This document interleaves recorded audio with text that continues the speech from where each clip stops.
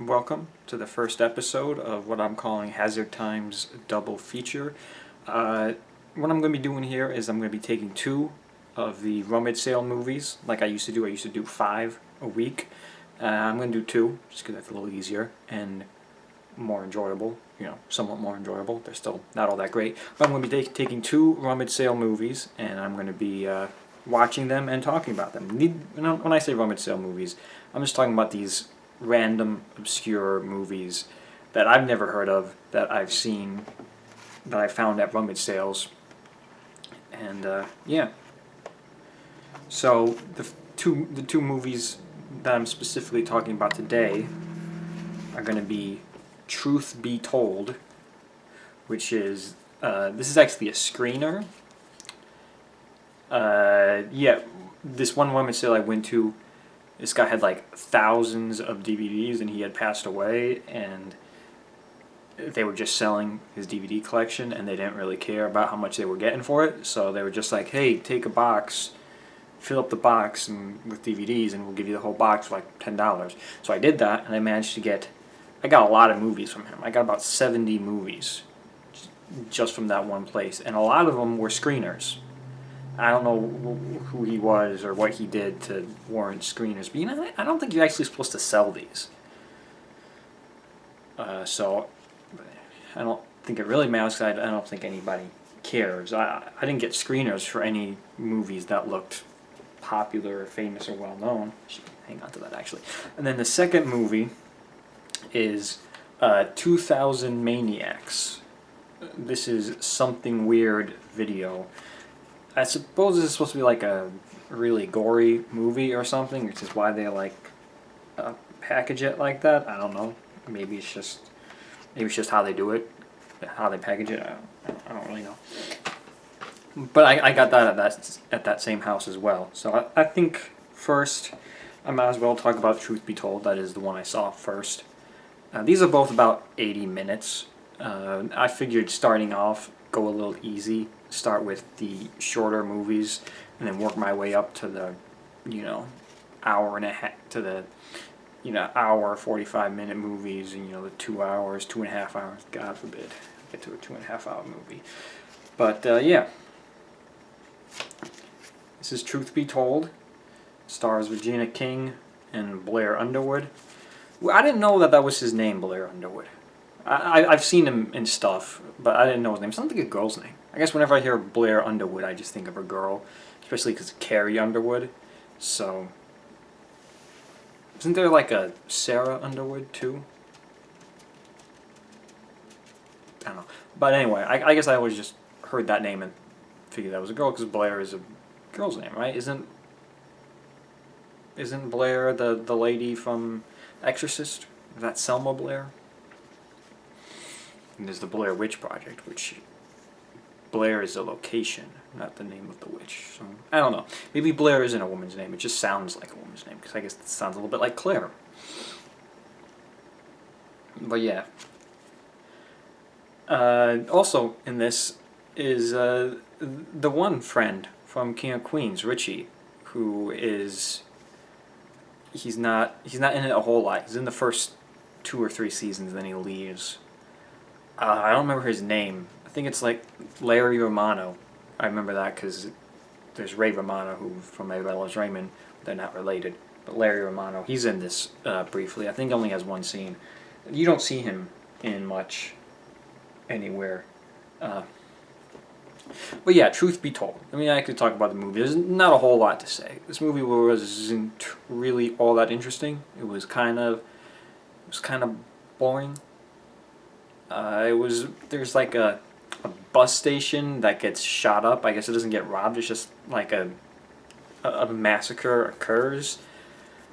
It's mob related, and they send 2 cops who I assume are corrupt cops.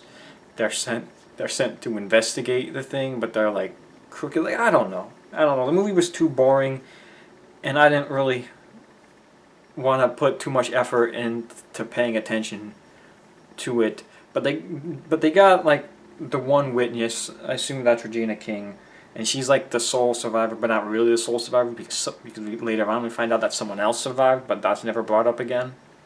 They just thought this dude was dead and stuffed him in a body bag, and then he's like alive, and they're like, oh, he went into diabetic shock or something like that, and we just thought he was dead. Okay, and they don't really address him being alive again. But anyway, the movie's about Regina King. She's like the sole survivor of the bank massacre, and they're like the two corrupt cops, Blair Underwood and person I can assume is Greg Schaefer. They're the two probably corrupt cops, and they're like wanting to get information from her about the bus station massacre. And like I said, it wasn't all that interesting, really, at all. Just some boring love story thrown in there between Regina King and presumably Greg Schaefer. But no, this was pretty boring, pretty boring. Had some dumb twist. I think they thought more of it than it was. It's like they play it out like a big twist where they flash back to certain stuff and ooh, do you have new context? No, which is whatever. It's just dumb twist. Speaking of dumb twists, 2000 Maniacs. Now, I had assumed that this was like some super gory thing just by the description and the I don't know, maybe just the way it's marketed too. You would think this would be much more gory than it is. Maybe it was pretty gory for the time, but nowadays it's really not all that gory at all. Basically, what this is about is there's a town in Georgia, I believe it is. I don't know, because they have a stop sign that says Atlanta 100 miles this way. So I assume this is probably Georgia, or maybe a state near Georgia. But Atlanta's like right in the middle of Georgia, so I don't know. Anyway, it's like this rural city in the middle of Georgia, like Pleasant Valley, and they're celebrating the 100th anniversary of the end of the Civil War, and they celebrate it by killing a bunch of Northerners. Yeah, that's just the movie. It's 6 Yanks, as they call them. They get tricked into staying at this town, which that's their own fault. Okay, you roll into a southern town that's displaying Confederate flag banners all over the place and celebrating 100 years of the Civil War. That's your own fault for sticking around there. You should have just kept driving, but okay. I'm not gonna say they deserve it, but they kind of do. Yeah, and it's basically just them, just them killing them in a couple of gruesome ways. Not all of them, because the two mains, which is the one lady and the random teacher dude that she picked up because he was hitchhiking, they don't really address that. They just kind of... They survive at the end, and spoiler alert if you care about this, they find out...